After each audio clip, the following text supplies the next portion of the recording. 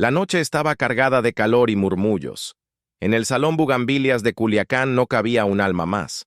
Todos esperaban al hombre que cantaba lo que otros no se atrevían ni a susurrar. Cuando Chalino Sánchez subió al escenario, no imaginaba que esa sería su última vez. A mitad de su presentación, un desconocido se abrió paso entre la multitud y le entregó un papel doblado en 4. Lo leyó rápido, lo guardó en el bolsillo y siguió cantando como si nada. Pero su mirada había cambiado.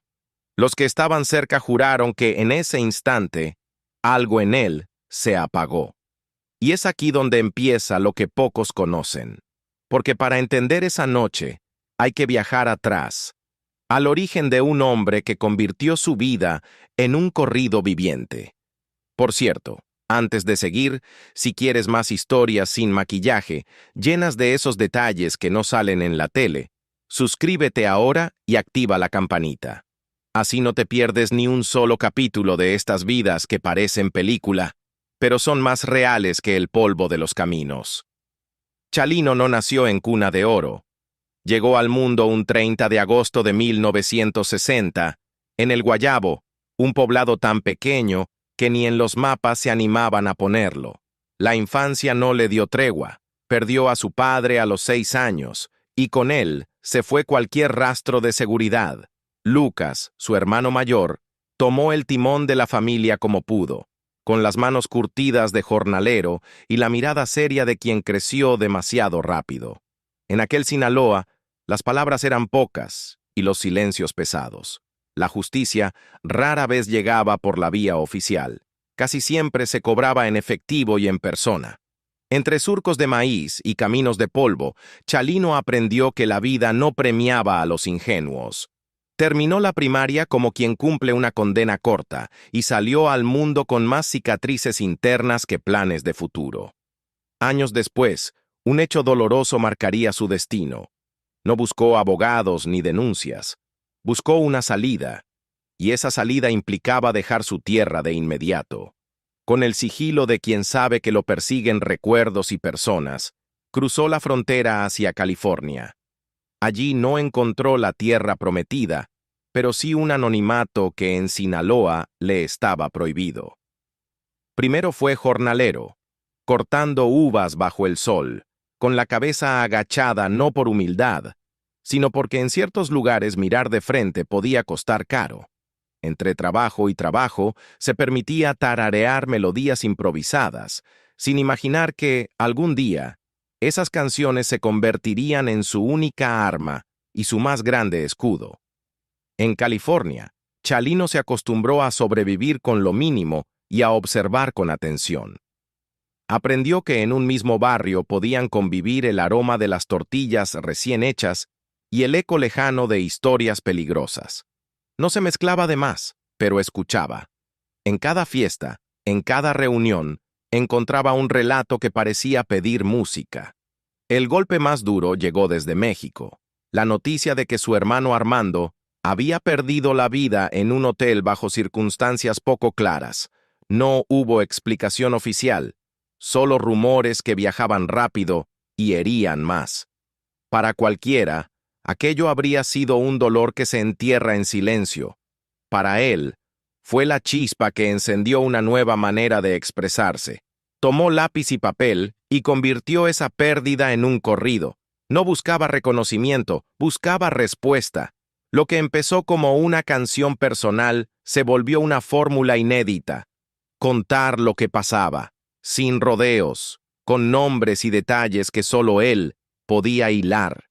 Era un estilo que no salía de un estudio de grabación pulcro, sino de la memoria viva de la calle, sin entrenamiento musical, pero con la urgencia de quien siente que debe decir algo antes de que se lo lleve el viento.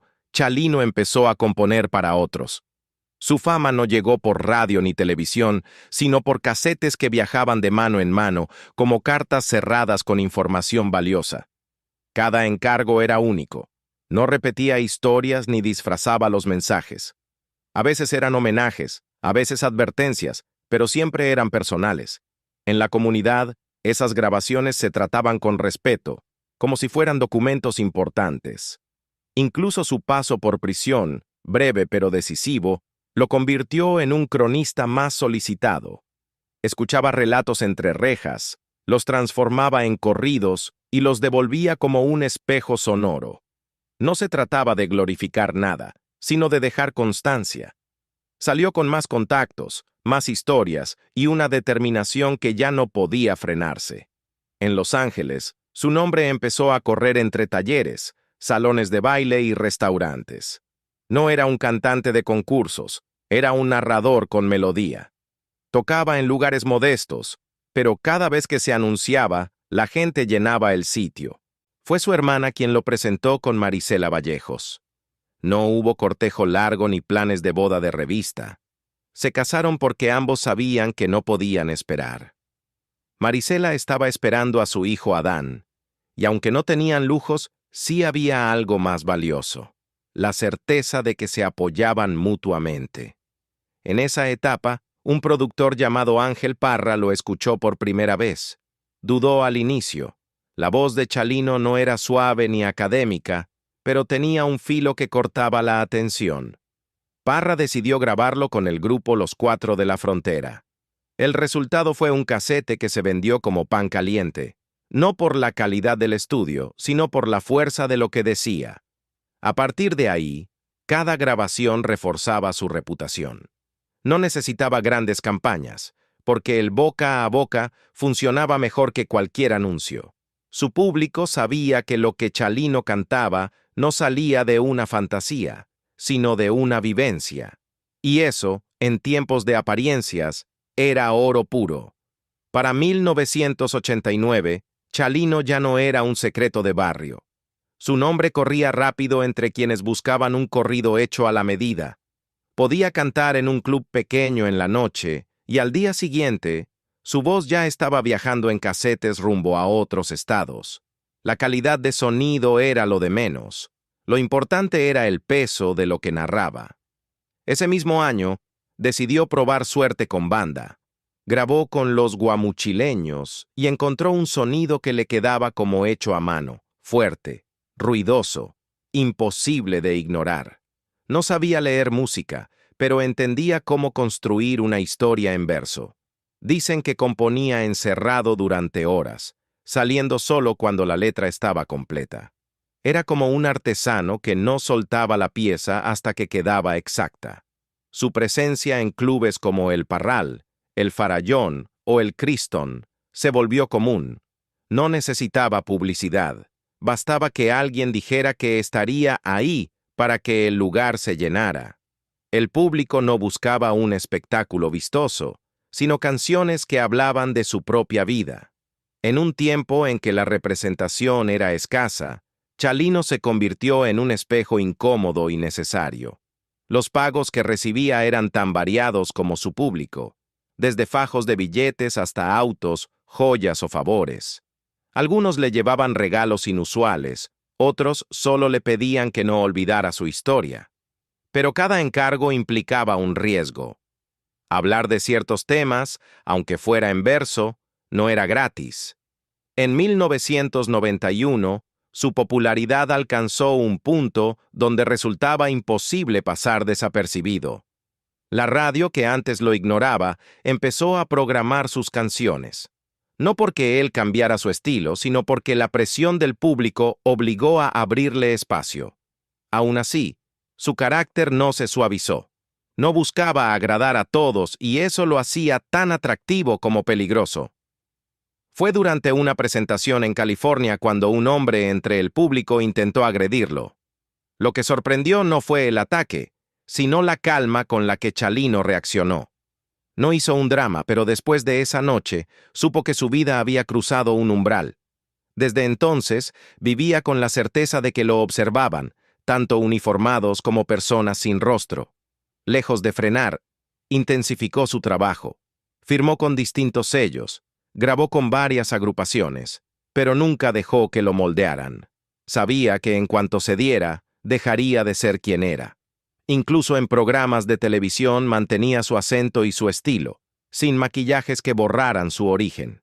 Su ascenso rápido generó recelos en la industria. No encajaba en el molde de los artistas que viajaban en giras con hoteles de lujo y alfombras rojas. Prefería las presentaciones en ranchos, los eventos donde el público era rudo, pero auténtico. Esa elección no solo definía su carrera, también iba marcando su destino.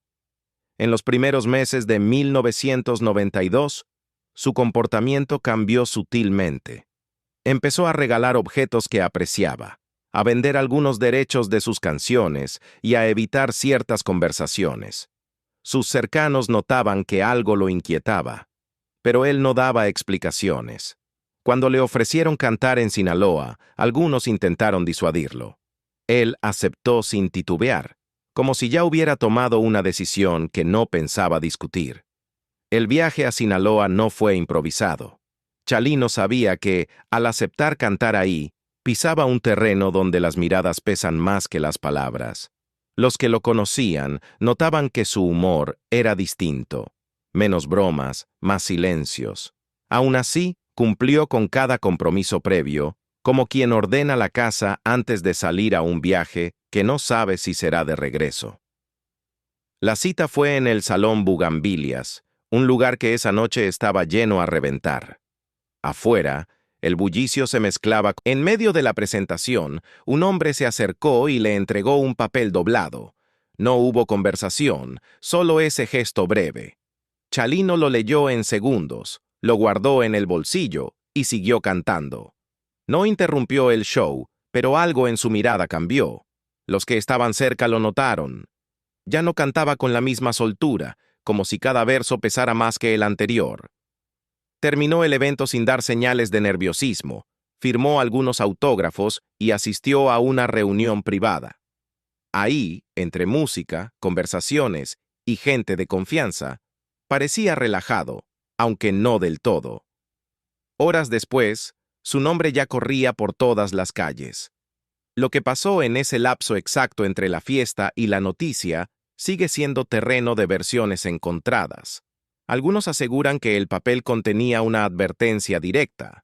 Otros dicen que Chalino aceptó la presentación sabiendo que era una despedida. Las autoridades nunca dieron una versión clara, y ese vacío oficial alimentó la curiosidad y el mito. Lo que sí es cierto es que desde esa noche, su historia dejó de pertenecer solo a su familia o a sus amigos. Pasó a ser un relato colectivo que cada quien cuenta a su manera. En California, la noticia cayó como balde de agua fría. Los barrios que antes escuchaban sus canciones a todo volumen, ahora las ponían más bajo, con una mezcla de tristeza y respeto. En México, la reacción fue igual de intensa. Corridos, reuniones y pláticas de esquina intentando descifrar qué había pasado. Lo irónico es que, en vida, Chalino nunca buscó el lugar de figura intocable. No se proclamaba símbolo de nada, simplemente cantaba lo que veía y lo que vivía. Esa honestidad, que fue su mayor fuerza, también lo convirtió en alguien incómodo para ciertos oídos. Mientras tanto, los casetes con su voz empezaron a multiplicarse. Grabaciones piratas, discos recopilatorios y hasta versiones alteradas de sus corridos inundaron mercados y tianguis. Lo que antes se distribuía en silencio, ahora se vendía abiertamente, y cada copia encontraba un oyente que sentía que esa voz le hablaba directo. En medio de esa avalancha, su familia intentaba ordenar lo poco que había dejado firmado. Los contratos eran difusos, los derechos musicales difíciles de rastrear, y muchos aprovecharon para reclamar ganancias que no les correspondían. En vida, Chalino prefería los tratos de palabra. En muerte, esa costumbre se volvió un problema que arrastrarían sus hijos. Adán, su hijo mayor, sintió el peso del apellido desde muy joven. No heredó solo un talento, sino una historia que en cada barrio se contaba con versiones distintas.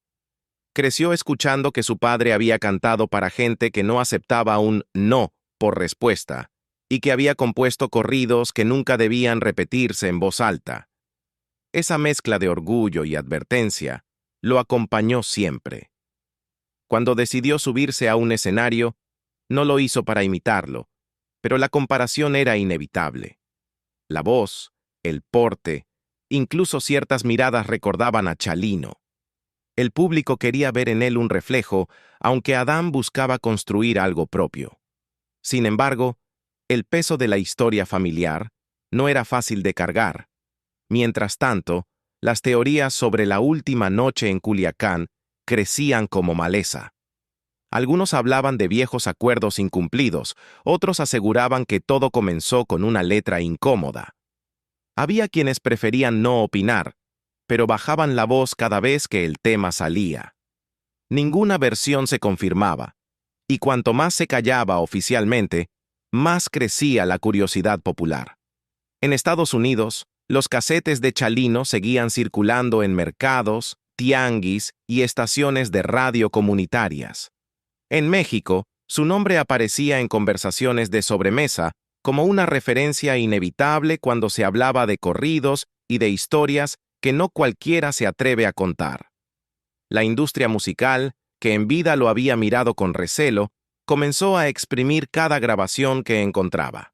Aparecían discos con portadas mal impresas, recopilaciones sin su autorización y grabaciones en vivo con sonido deficiente.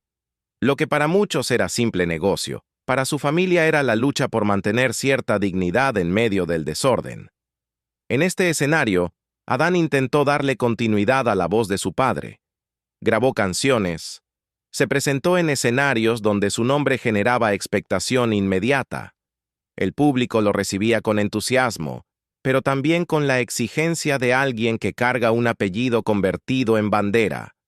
A pesar de su esfuerzo por marcar su propio rumbo, la sombra de Chalino siempre estaba presente, recordándole que el mito es tan grande que a veces no deja espacio para quien lo hereda. Cada aniversario de su ausencia traía consigo nuevas historias. Aparecían supuestos testigos, grabaciones olvidadas, e incluso fotografías que reavivaban las especulaciones. Algunos decían que ese papel, lo único seguro era que con el paso de los años, la imagen de Chalino dejó de pertenecerle por completo a su familia para convertirse en una figura que la gente apropiaba a su manera. En algunos barrios, su nombre se menciona como un ejemplo de resistencia. En otros, como recordatorio de que ciertas verdades se pagan caro. Lo más sorprendente fue que, con el paso de los años, nuevos oyentes empezaron a conocerlo sin haber vivido su época. Jóvenes que no habían nacido cuando él partió, repetían sus letras como si fueran refranes heredados. No lo hacían por nostalgia, sino porque encontraban en esas canciones algo que todavía les hablaba al oído, un retrato crudo de realidades que no habían cambiado tanto. En comunidades de ambos lados de la frontera, sus corridos se convirtieron en una especie de archivo no oficial. Mientras las versiones oficiales de ciertos sucesos quedaban registradas en expedientes y periódicos, las suyas corrían en casetes grabados en casas, puestos de tianguis y cabinas improvisadas. Para muchos, esas canciones eran más confiables que cualquier comunicado. En fiestas familiares, su voz podía sonar junto a cumbias y rancheras, pero el ambiente cambiaba cuando comenzaban sus acordes. No era música para llenar el espacio, era música que obligaba a escuchar. Y aunque algunas emisoras intentaron suavizar su estilo para hacerlo más presentable, las grabaciones originales, con todo y sus imperfecciones, seguían circulando como si fueran tesoros. La figura de Chalino empezó a aparecer en murales, camisetas, y hasta en películas independientes. Cada representación lo mostraba distinto. Para unos, un narrador sin miedo. Para otros, un hijo de la frontera que supo poner en palabras lo que muchos callaban. Ninguna versión lograba abarcarlo por completo.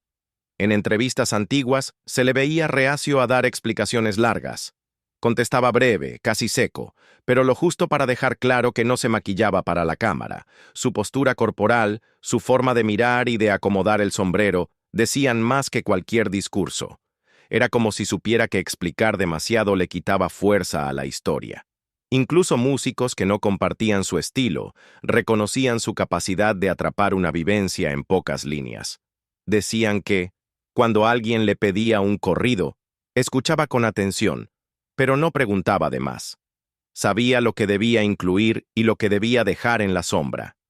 Esa mezcla de precisión y silencio era parte de su encanto. Las imitaciones no tardaron en aparecer. Cantantes jóvenes adoptaron su estética: sombrero ladeado, cinturón ancho, botas bien lustradas. Pero lo que intentaban reproducir como imagen no siempre iba acompañado de su esencia.